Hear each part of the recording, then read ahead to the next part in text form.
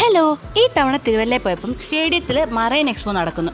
So ഒന്ന് കണ്ടിട്ട് വരാമെന്ന് വിചാരിച്ചു. അപ്പോൾ അവിടെ ടിക്കറ്റ് ചാർജ് എന്ന് പറയുന്ന ഒരാൾക്ക് 100 റുപ്പീസ് ആയിരുന്നു. 5 വയസ്സിന് മുകളിലോട്ടുള്ള കുട്ടികൾക്കെല്ലാം എടുക്കണമായിരുന്നു. 100 റുപ്പീസിന് ഇതൊരു വർത്ത് ഇറ്റ് ആയിരുന്നോ എന്ന് ചോദിച്ചു കഴിഞ്ഞാൽ അവിടെ പുഷ്പഗിരിയുടെ ഒരു കൗണ്ടർ ഉണ്ടായിരുന്നു ഹോസ്പിറ്റലിൻ്റെ.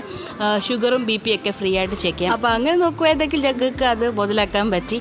പിന്നെ ഉള്ളിലോട്ട് കയറുമ്പോഴത്തേക്കിനും ഒരുപാട് നമ്മൾ കണ്ടിട്ടില്ലാത്ത ഫിഷസും ഒരുപാട് ഫിഷസ് ഉണ്ടായിരുന്നു. ലൈക്ക് ഞാനിവിടെ എറണാകുളത്ത് ഇതുപോലത്തെ ഒരു മറൈൻ എക്സ്പോയിൽ പോയിട്ടുണ്ടായിരുന്നു. അതിനെ വെച്ച് നോക്കുമ്പോൾ ഇവിടെ തിരുവല്ലയിൽ കുറച്ചുകൂടെ ഭേദമായിരുന്നു.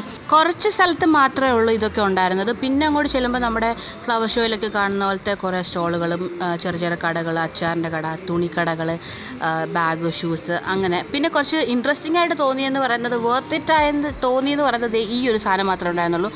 ഇതുപോലൊരു മെർമെയ്ഡ് ഈ ഒരു അക്വേറിയം മൊത്തം സാധനത്തിനകത്ത് പോയിട്ട് ഇങ്ങനെ നീന്തി കാണിക്കുന്നു. പിന്നെ ഈ ഒരു സാധനം ഇത്ര ഉള്ളായിരുന്നു. അടുത്ത വഴിയെ കാണാതിരിക്കുമ്പോൾ ബൈ, ഗോഡ് ബ്ലെസ് യു.